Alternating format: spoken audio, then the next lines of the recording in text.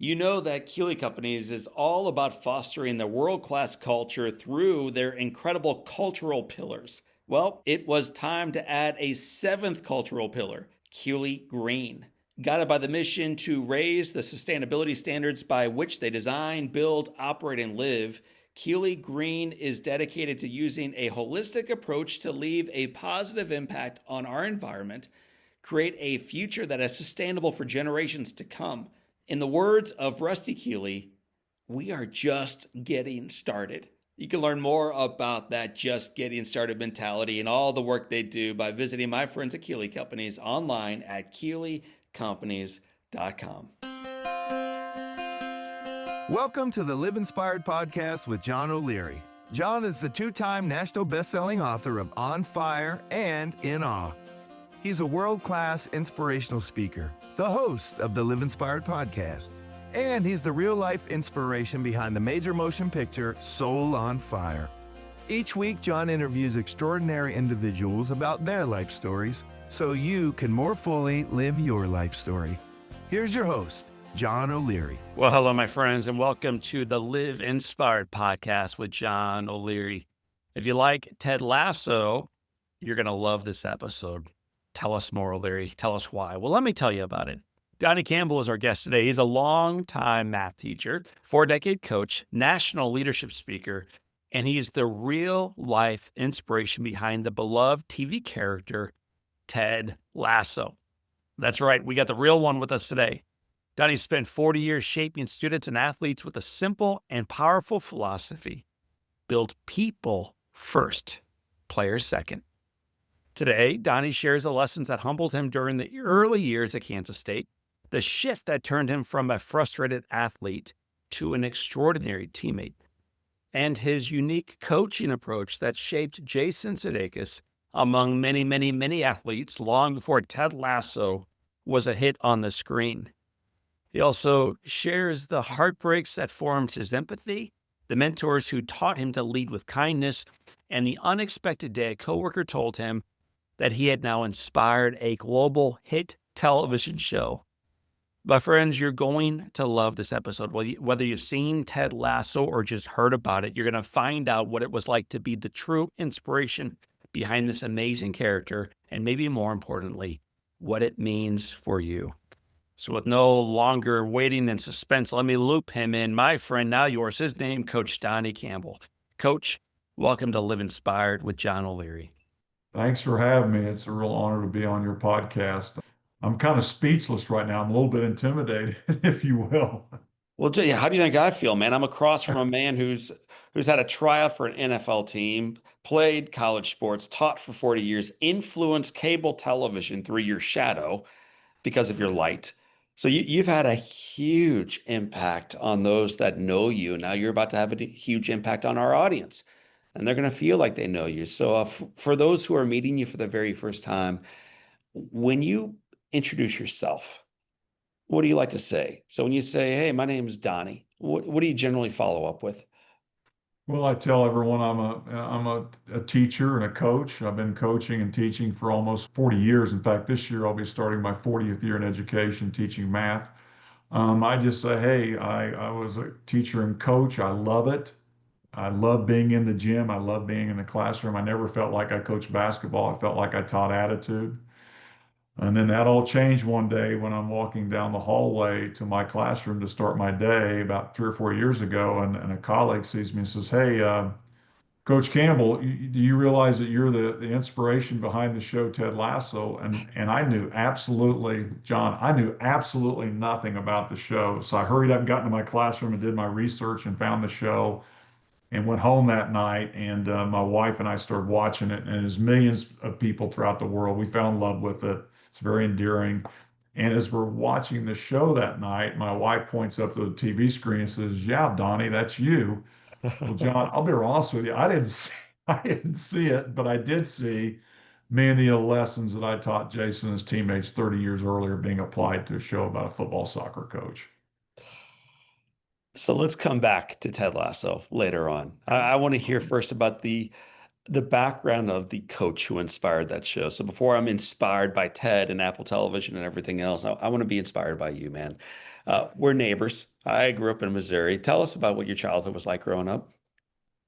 Well, it's from a small farming community, Lyons, Kansas, about 3,500 people. My dad was a machinist for 40 years. And a great story about my dad, he came from 14 kids. He was the oldest boy. There were seven girls, seven boys. Really, there were 15. One died at stillbirth, died. He was in Hiroshima the day after it was bombed. Wow. So tough guy, but the most loving person you'd ever meet in your life. My mom was a secretary for the government for 40 years as well. And they emphasized to all us kids, my sister who just passed about a year ago, and my older sister, my older brother, he also passed. But we lived in very humble beginnings. There wasn't a lot to do. I didn't want to be a farmer. I didn't want to do that. But my parents really expected us to do well in school, and they felt like for them, I'm sure your parents was, as parents, we want our kids to do better than us. So they emphasized education. And growing up in a small town, we played every sport: baseball in the summer, football in the fall, basketball in the winter. And I had all my buddies right there on the street. We would go down to the nearest tennis courts and play basketball till all hours of the night, till the lights would shut off and they wouldn't let us turn them on anymore. And I had tremendous teachers and coaches that inspired me every day, held me accountable, but I knew someday I wanted to be just like them. I had a tremendous basketball coach that was my math teacher. And then when I went to college, I got highly recruited as a quarterback and went to Kansas State. And things didn't work out as well as I thought. I was a throwing quarterback. I'm 6'6" at that time, about 220 pounds. I could throw the ball probably 80, 85 yards. I didn't always know where to throw it, but I threw it. Go um, deep. but I had a great experience at Kansas State. I played basketball my freshman year, and Jack Hartman was the coach then. Lonnie Kruger was the assistant, Wow. and played 1 year of basketball, and then also my last year of school there was offered to play baseball too. I didn't do that because I signed with the Houston Oilers as a quarterback, and I thought I did really well, but it was the year that they only kept two quarterbacks. So they had Warren Moon. Of course, I wasn't going to be that Warren Moon, and they had Oliver Luck, whose son was, the quarterback that played in Indianapolis, and so I ended up getting cut, came home and finished my student teaching at Kansas State, and started teaching and coaching in Kansas City, and the rest is history. I just love being around sports, love being in the gym, love the smell of a gym. Kids keep me young. I feel young. I don't feel like I'm 63 years old. I feel like every year, I feel like I'm 24 years old starting another year at school. I love it. I love kids. I love being around kids. And it's because I had so many great teachers and coaches who inspired me to be able to do what I'm doing now. And I love it. Very blessed. So my children who have done well in sports did well through pure effort. If you're born under the banner of O'Leary, you're in trouble athletically. So in order to make any team afterwards, you've got to earn this thing. And those who have really earned it. And that has taught them a lot. When you came out of high school, highly sought after, highly recruited, came into Kansas State, riding high, man. And then day after day, week after week, quarter after quarter, month after month, year after year, you find yourself near the end of the bench or somewhere down the bench. What did that teach you about focus, about effort, about discipline, about showing up, about true success in life? What were you learning during those years of maybe not accomplishing what you'd hoped to, but maybe ultimately setting yourself up to accomplish more than you thought possible?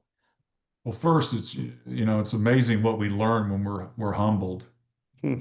The ears seem to wide open when you have some humility. If it would be now and I was a quarterback at Kansas State, I probably would transfer because of the transfer portal and NIL.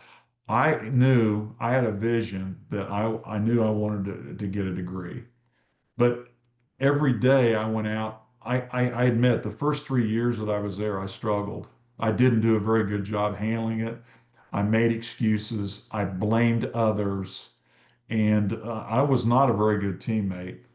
I don't know what happened, if it was just maturity or I woke up. I knew I wasn't going to play, but I was going to be a really, really good teammate. And I was going to work hard every day knowing I wasn't going to play, but I was going to help others. And it's amazing when you do that, how much gratification, even if you're not playing, it came to me.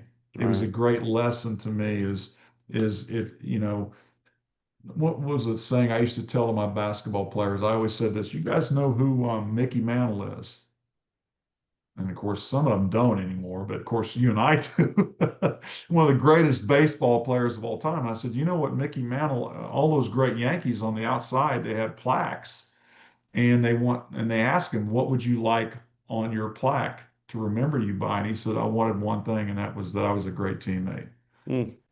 So I learned that at a very young age and also developed some at Kansas State, but I also had great friendships who have really helped me and through the years and great connections. But it also gave me empathy when I coached for the kids who maybe weren't the stars, and I always pulled for those kids. So I just think that it was a great, God has a plan for all of us, and my plan wasn't to play. Now, I did get a tryout with the Houston Oilers because I could really throw the football, and it didn't work out either, really. But so many lessons there that I learned that carried forward for me later. Now, when you're going through those tough times, you don't see it that way. Right. You do now, of course. And my time at Kansas State was a great experience, and I had great coaches there. It's interesting. One of my quarterback coach ended up going to and this is a great story. We used to do fundamentals at the beginning of practice. One day he took me aside. He said, Donnie, I heard you're a math major. I said, yeah. He said, I heard you want to coach and teach. I go, yeah, that's what I want to do. He goes, you idiot. You're bright, you're smart, you want to coach and teach. I said, Coach, I want to make an impact. And he said, okay, Donnie, I want to ask you a question. He goes, do you want to be liked or do you want to be respected? Of course, I'm 19, 20 years old. The wheels are turning, right? And I said, well, I want to be liked. And he Mm. said, Donnie, when you're a leader, you can't really be liked. You want to be respected. And what I learned was with him is if you treat people and show that you care and that they can trust you, then the respect will come later. And that's what I've tried to do with all my years of coaching. So I'll never forget that. But going back to that coach, he coached at Texas Tech for Patrick Mahomes. And now Patrick plays at Kansas City. My son-in-law works with Patrick Mahomes, throws with him. So it's just a small world. But I just love my time at Kansas State. Some of my best friends, two of my buddies are in my wedding that I played Mm. with. When you were majoring in math, were you, I'll back up a little bit by saying some of my friends who teach in schools do so because all they really want to do is coach. And the path to that is you've got to teach something and then you get to Mm-hmm. do what you want. Others love teaching. And to be kind to some kid or some administrator, they'll coach some team. So you can't hedge on this one. Did you graduate knowing that you wanted to become a math teacher or a coach? I wanted to coach. I wanted to coach. But it's interesting as the years and I had a tremendous mentor out of Kansas State when I was a JV coach for a tremendous coach and teacher. And the example that he gave me, number one, is he was a terrific math teacher, but he was also a great basketball coach. And it was a great example for me. To me, teaching is teaching. I think your best coaches are great teachers. And I think they can do both. Now, did I come out of college, John, and want to be a coach first? You betcha. But through the years, I still get to go to the classroom and teach kids. And I don't really teach math. I do, it's important. Yeah. But I also, the example I try to set for them to set them up later in life, because that's what means the most to me. And I have so many kids that I still have relationships with, players hundreds of kids that'll, email me, Coach, how you doing? How's it going? So the impact that teachers make every day is unbelievable. That's a huge responsibility, and I don't take that lightly by any means. And Coach told me this one time, two things I learned from him. Number one was this: no matter how bad the parents are, don't take it out on the kids. And then number two is treat people with kindness and respect. Yeah. And those were the two lessons I got from it. It didn't matter if it was a parent, it was an opposing coach, opposing players. He treated everybody with kindness and respect. And I've tried to do that in my career. You bring up a valid point, man. The parents have changed so profoundly in the 40 years that you've been in education. It used to be if you came home and said, Sister Mary Wilma, slap me, they would have you turn the cheek and they would get you on the other side. I mean, like they had their teachers back, their coaches back, period. And now, man, be very careful what happens in school because it gets home and then the parents come up to school with their kids in tow and say, what are you doing? Saying this to my child, speaking to my child that way, writing my child off in that regard.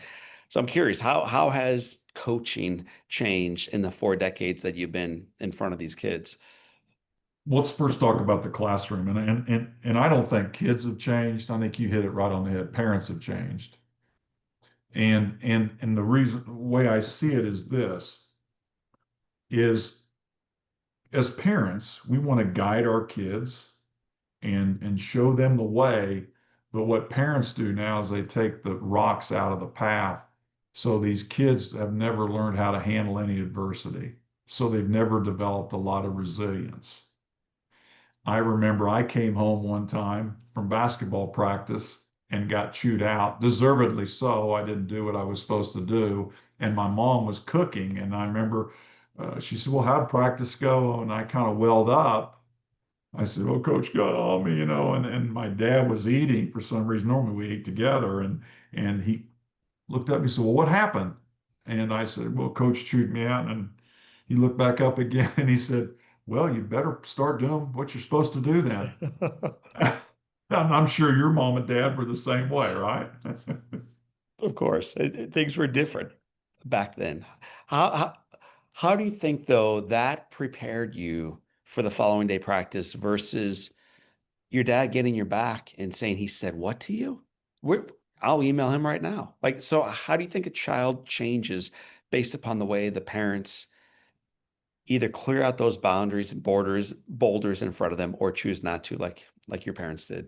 Well, they're setting them up to fail later by I think the two things that I think that parents need to understand is that struggle that they're having is part of the education, and also being able to be a self advocate for your learning to go in to see the teacher. And I think many times parents, not all parents, I've got some good parents too. Most of the parents are good. It's just one or two sometimes can be, and I think sometimes two parents have the idea that, when we would say something to our parents, my parents would kind of take it with a grain of salt, because many times as kids, you kind of tell them what you want to hear, maybe not all that they need to hear, right? So I love those meetings with parents. I'm a straight shooter, I'm honest, but they have changed. I watch very, very much what I say now. I can't say the same thing that I did 30 years ago. I always tell people I can't believe that size 13 fit in that mouth, because I've made that mistake numerous times. I've learned to watch what I say. It's not what you say, it's how you say it. And in coaching, it's changed so much is because many of these kids now, by the time I get them in high school, is they've had maybe how many different coaches, AAU, hitting coaches, shooting coaches, and they really don't trust coaches, to be honest with you. Parents move them around. So I think now is you have to really work on relationships, and you Right. have to develop those trust with your players. It used to be you just trusted your coach, right? Well, now I think you have to really work on those relationships, which is so important. And that's the difference I see. I would still love to coach, and I wouldn't change a lot of things, but I would change not what I say, but how I say it. Okay. Talk about your first season. You were terrifically successful with 3 wins, a few more Yeah. losses, and sometimes, like we talked about earlier, sometimes a heavy hand of defeat sets you up longer term for profound success. So, how did that first season as a head coach prepare you to coach maybe even more effectively later on? Well, I had, as many of us, anybody that's been in a brand new situation, you don't know what you don't know. So I had a lot of questions after that 3-18 season. I got married that year, and fortunately, my wife thought I was a better husband. She knew I was a better husband than I was a basketball coach, so she stayed with me. But she thought I had, maybe a chance of being pretty good. But what I learned was this: success isn't about winning; it's about developing your players to be the best people they can be. How to be a leader, how to take accountability, responsibility for their actions, and how to want to be a part of something bigger than themselves. How to be a good teammate. So we started focusing on those things. And what ended up happening was the wins started taking care of themselves because you can develop your players to be really, really skilled and talented basketball players or whatever they're doing, whatever job they're in. But that doesn't mean they're going to work together. They're going to play together. But if you can develop your people to be better people first, how to be a leader, how to take responsibility for your actions, and how to want to be a really good teammate, that will be sustainable success. So the second season we were 6-15. The third season we were 11-10. Then I ended up leaving that school, and 2 or 3 years later they ended up winning a state championship. That culture has changed, and when I took that job, John, it was probably the worst job in Kansas City. No one wanted it. So when I interviewed for it, I went back to my mentor, who was the head coach. I was a JV coach at that time, and I said, Coach, this is a terrible job. And he looked at me and says, Donnie, you're not going to get a good job. You've never been a head coach. So I got humbled. He says, you got to take a bad job and turn it into a good job. And one of the things that happened to me in that time, John, is I've had some really good mentors. One was, have you ever heard of Don Meyer? Tell me about Don. Don Meyer was the greatest coach that no one's heard of. And he was at David Lipscomb University. And if you go on YouTube, you can see what happened to him. But he passed in 14. But he was a guy that taught me how to teach the game of basketball. But more importantly, he was huge on developing his players to be better people. Mm. And he influenced me. Of course, he is rooted with John Wooden, which is the same mentality. Another coach that had a huge influence on me was Bob Knight. And somebody says, "Well, God, Bob Knight, how can you be, the inspiration behind Ted Lasso when you got Bob Knight?" Bob Knight is a tremendous teacher of the game of basketball. I would go up before the season started, the first year I was a head coach, and watched his practice. He opens his practices to everybody, and they do 6 practices in 3 days. He shows everything they do. And when I was there, I was just in awe how they were teaching the game. So that's how I taught my players. We taught kids motion offense, man-to-man defense. So we were teaching our kids how to play, not how to run plays. We always talk to our kids, we want better players in February, not better plays.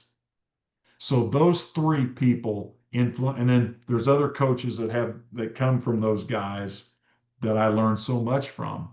And I was so blessed to have them at the beginning that influenced my coaching and teaching so much. You mentioned our job ultimately is to pursue the wins, if you will, by pursuing building up these people into better individuals, not just players, but people. So you have some young kid that you eventually coach up named Jason. Tell us what you remember about that fiery, passionate, humorous kid, Jason Sudeikis. Well, let me tell you, when he was not on the basketball floor, he was exactly what you see on screen. Very quick-witted, funny, at times a little bit too funny. But when he got on the basketball floor, he got between the lines. He was a terrific competitor and a terrific teammate. That group of kids that I coach at Shawnee Mission West with Jason are still very, very close. And they still text each other. Um, and they'll text me. They'll send me something. Hey, coach, thinking of you. And they'd send, in fact, I got a picture. I think Jason was with his kids at a, what's it called? Is it Foo Fighters concert or what's it called? Yeah, and sent me. He was on stage with his kids, but it was a special group. Jason and every one of those kids were just a joy to coach. And Jason was coachable. He's a good teammate. He worked hard. And people don't realize he was a good basketball player. Yeah. He just wasn't real athletic, which kind of hurt him going into college. But he could shoot the ball well and he passed. And he had really, kids back then, John, I think had better basketball IQ. I think kids now are more athletic, but I don't think they really understand the game because what kids do now is they play so much 5-on-5 at a young age where you and I at when we used to play out in the driveway, it was Yes. 1-on-1, 2-on-2, 3-on-3. And that's how you really learn the game. Now kids are just throwing in 5-on-5. And that's why I think soccer's gotten so much better. So much because they start these kids playing 3-on-3, 4-on-4. And that's why so many kids are gravitating towards soccer more now than any other sport. When did you first hear about Ted Lasso? It's been about 3.5 years ago. I'm walking down the hall to my classroom, and a colleague sees me and says, "Hey, there's the famous basketball coach who inspired Jason Sudeikis' new show, Ted Lasso." And I didn't know anything about it, John. I'm sure I had a dumbfounded look on my face, and so I hurried up, got in my classroom, and got on the computer and found the show. And then I went home that night and started watching it, and my wife and I fell in love with it, and my wife points up and the screen and says, "Yeah, Donnie, that's you." And I really did. I really didn't see it, but I did see many of the lessons. To our listeners and viewers who haven't yet heard of the show or viewed the show, just in your own words, tell us what Ted Lasso is about. Why is it so lovable and so popular? You got a guy that's hired to coach a soccer team by the owner who wants it to fail because her husband, they're getting a divorce or they're already divorced. So the soccer team is her ex-husband's love. But so to get back at him, she's going to do everything she can to make sure that this soccer team fails. So she hires Ted Lasso, who is an imaginary football coach from Wichita State University, to come and coach that team, even though he knows absolutely nothing about soccer. And what he does by the way he coaches and the way he inspires people is at the beginning, the owner is trying to undermine him, but she realizes the change is made because it's kind of hard to go against somebody who's constantly praising you and so positive. And his players were the same way. At the beginning, they thought he was really quirky and stupid, but then they realized the little things and little sayings he had, like the belief sign, they all had a meaning to them. There's so many lessons in there that people love. But the thing that I love the most that he does, and it's really coaching, is he coaches every personality different. You can't coach the same way every player because they're all unique. Just like you have what, 4 kids, is that right? That's right. Or I have 3 daughters. I I love them all equally, but I don't treat them the same. They're unique. And Right. it's no different than a basketball team. I heard this the other day, I thought was so good. That's what I love about coaching. I love taking a group of kids and with different personalities and talents and molding them into a team. And I love that. And the challenges that come with it, man, I miss that. I miss that.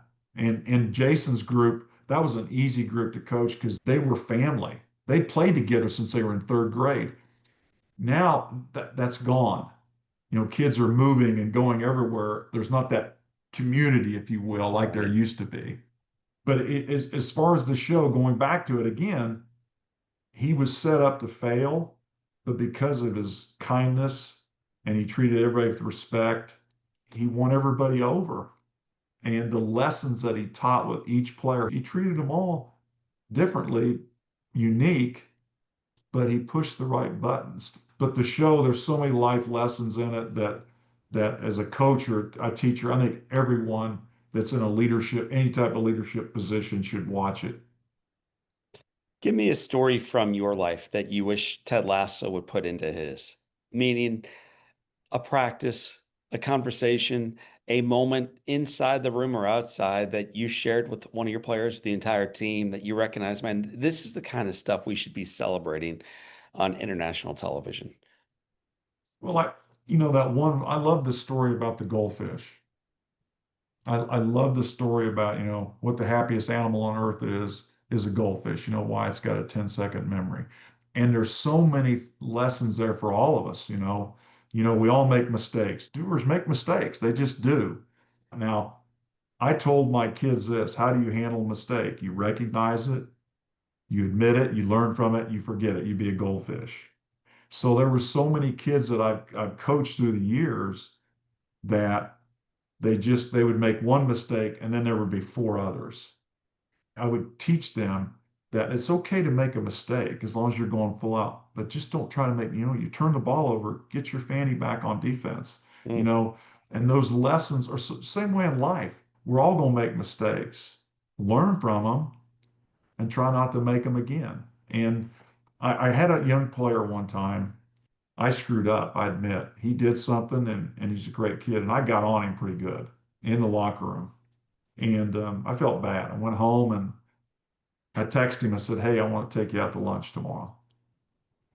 So I met with him and I said, "Hey, I want to apologize what I said. You've been awesome all year long. You're coachable. You're a good teammate. You're all the things that we want in our players." And before I got done, he says, "No, coach, you were right. I screwed up." That's a leader. He's holding himself accountable. Those what I miss is those little teachable moments. He was actually getting it. I could go through 100 of those of kids that they Jason was not only hearing, but he was listening. Mm. Off the court, what's been the proudest moment for you as a coach? So we could talk about trophies and cutting down nets and titles and second place finishes and a whole lot of huge things you've done. Congratulations on all of them. But ultimately, recognizing you're pouring into people. When you look at your work in that regard, what's been the highlight from a 4 decade long journey? My family. I love my daughters. They're all great kids. Well, they're not kids anymore. My oldest daughter is a registered nurse. My middle daughter is a leasing agent. My younger daughter is a human resources working on recruiting, and she's doing well. And they've married really good guys who are good people. And I've got four grandkids now. And then I've got a wife who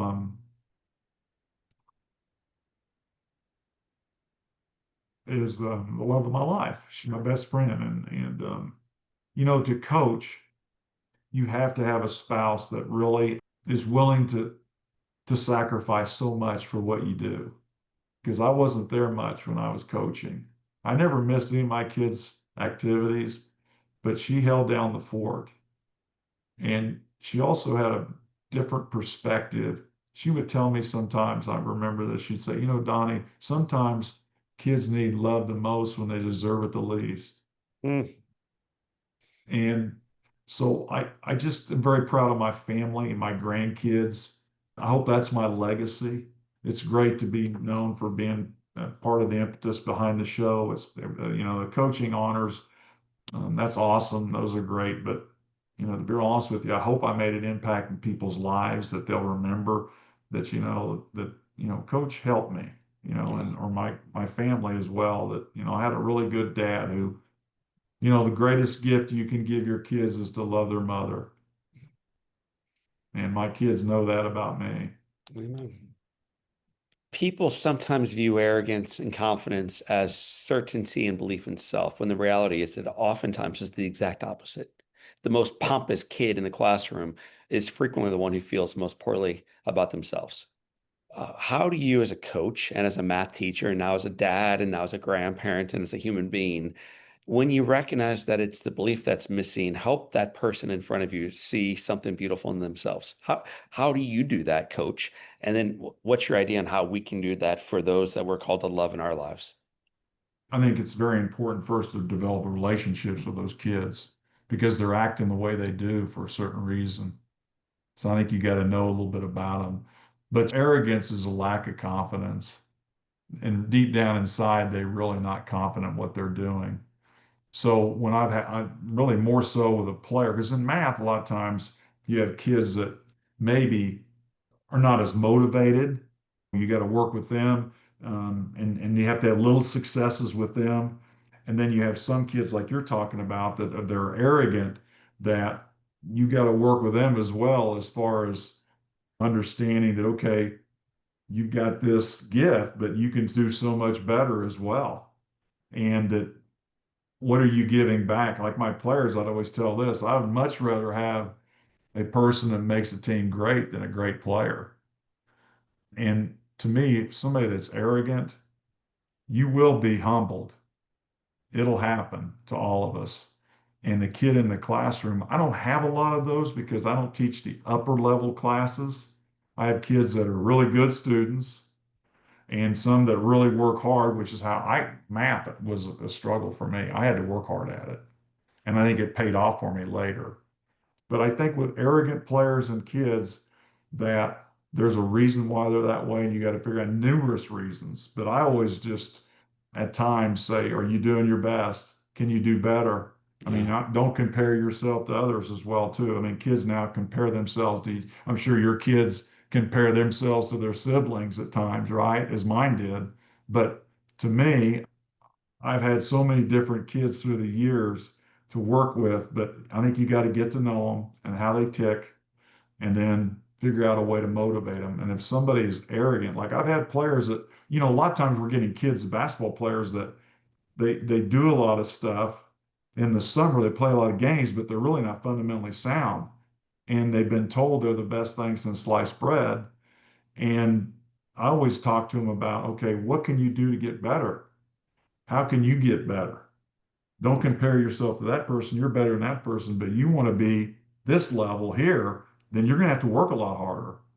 So I had these kids and they were the best players, but they were the hardest workers. And I think sometimes when you have a kid that's arrogant, if you can bring that kid in and watch how the really, really good ones work.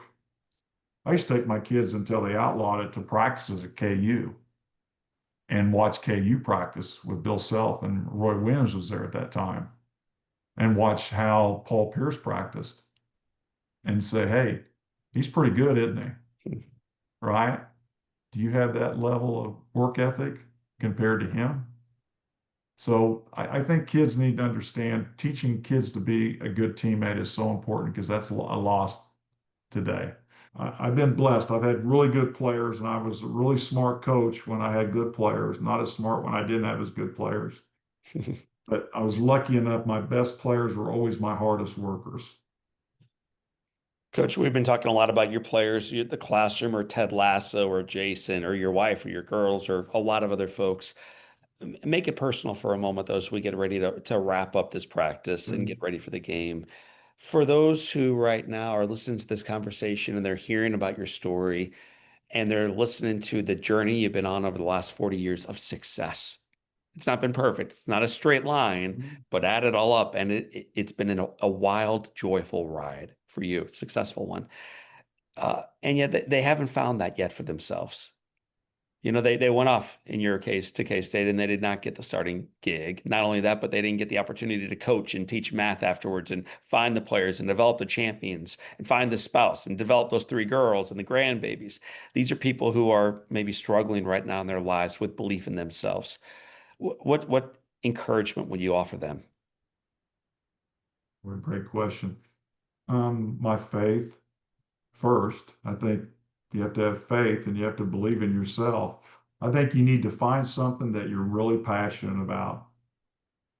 That I love teaching and coaching. If you have something in your life that you're really passionate about, you're going to work for it, but it's not going to be easy. And there's going to be times that if you'll just keep sticking with it, you're so close to success. Don't give up. Those setbacks, they're going to set you up for success. I truly believe that. And I know there's people out there that at times when it gets the hardest is when you're growing the most and you're just so close to being successful. Just stick with it and keep believing in yourself. Don't ever give up. Don't ever give up. And always know that you yourself, I really believe this, can do so much more than you ever think you can do. Right. And don't be scared to take a chance. Me, I got up in front of in St. Louis, one of the first I spoke in front of 800 people the first time, scared to death. Fortunately, I had some people who believed in me, and the people that are out there that want to be inspired to keep doing what you're doing, have a passion, and know the most important commodity is you. Don't ever forget that. Coach, if you can be in front of a classroom teaching math, you can be in front of any auditorium, any stadium, anywhere, man. So Mm-hmm. you've already done the hardest work. It's downhill from here. We have 7 questions that we tether all of our guests to. It's called the Okay. Live Inspired 7 quick fire questions. So here we go, man. Question number 1, what's been the most impactful book you've ever read? Oh, wow. I love that. The Carpenter by John Gordon. He's been on our podcast, a dear friend of mine. What's one positive characteristic or one trait you possessed as a little boy growing up in a small Kansas town that you wish you exhibited as brilliantly today? Always has a smile on my face. Sometimes people say, Coach, you don't have a smile on your face. I'm positive, but I always had a smile on my face. Always was really, really, really happy. If your home caught fire, your wife, your dogs, your daughters, your grandchildren, everybody's out, and you have an opportunity of running safely in and grabbing one item, what's that one thing you come racing back outside with? Oh, wow. It would be probably the Bible that I have in front of, we have a little pedestal where I watch TV, and that's what I'd have. I'd probably get that because it motivates me every day. If you could sit on a bench and have a long conversation with anyone, living or deceased, who would you like to have seated next to you? I've always wanted it to be Abraham Lincoln. I thought he was such a tremendous leader, and he was such a great leader at the most toughest time of our country. Someone once told me you can be liked or respected. Maybe you can't be both at the same time. I think Lincoln represented that pretty well, Coach. You betcha, he did. Yeah. What's the best advice Lincoln, your parents, some great coach gave you? So the best advice you've ever received is, Don't take yourself too serious. what is that from? The Art of the Possibility, rule number 7. So here we go. Speaking of rule number 7, it has been said on question number 7 that all great people can have their lives summed up in one sentence. Coach, how would you like your one sentence to read? Lucky, lucky.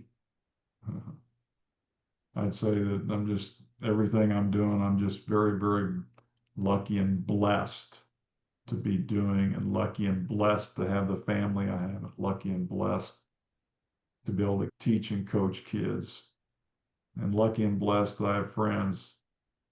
I mean, I'm very, very lucky and very blessed. And every morning I pray for courage and wisdom. I know that's 2 words, but I think they go hand in hand. Coach Donnie Campbell, state champion, college football player, got a cup of coffee in the NFL, married, daughters, grandbabies, accolades, cable television even came knocking, speaker, all these job titles. And yet, when you look at the end of the end, it says lucky and blessed. So, Coach, I want to thank you for Yeah. being lucky and blessed and for sharing that gift with those of us who look up to you. Thank you. It's an honor to be on your podcast, and I wish everybody happiness, and don't ever forget to keep believing.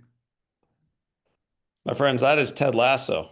I mean, Donnie Campbell. My name is John O'Leary, and today is your day. What a gift. Lucky and blessed. Live inspired.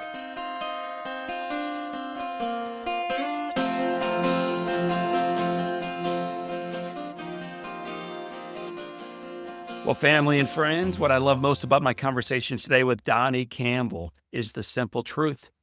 Great coaches do far more than teach a game. We knew this. They teach us how to live. Donnie reminded us that real leadership is rooted in humility, in kindness, and in the courage to keep showing up for others, even when life humbles us first.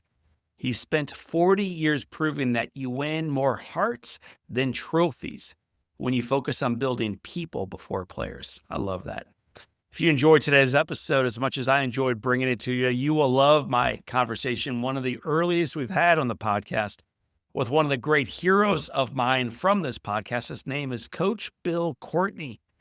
Bill stepped into a struggling high school in North Memphis and quickly learned his players did not need another person who showed up once in a while and then disappeared. They needed someone who saw them as young men with potential, worth loving. Bill chose to stay. He chose to invest in them. He chose to show up with consistency. And in doing so, he chose to change lives. It's an incredible story. You can learn more about this remarkable story, Bill Courtney, by tuning in at episode 28 on the Live Inspired podcast, or just cruise over with me right now to johnolearyinspires.com/podcast. And in the show notes, I'll have a link to my buddy, Coach Bill Courtney there. Family, friends, servants, and leaders, if you haven't yet subscribed to our podcast, do so right now in earnest. It will ensure that each of our podcasts going forward have the ability to find themselves all the way into your world. So please do that. And then also tell your friends where you work and worship and work out that you tune into the podcast to live inspired. And so should they. So family, friends, servants, and leaders, for this time and until next time, my name is John O'Leary. Today is our day. What a gift it is. Live with your soul on fire.